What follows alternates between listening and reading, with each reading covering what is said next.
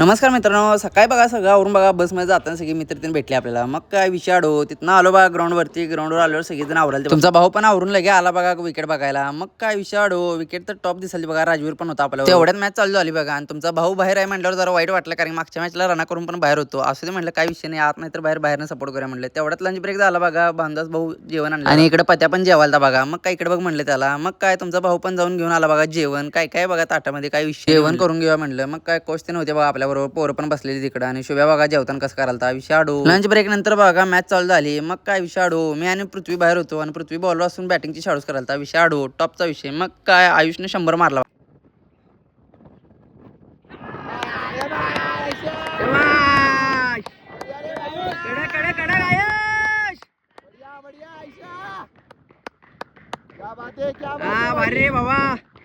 Match त्यांनी सगळी झाली बघा. मग काय पुढं बसमध्ये जाताना बघा पत्या कसा डान्स करायला पुढच्या व्हिडिओमध्ये बघा तुम्ही.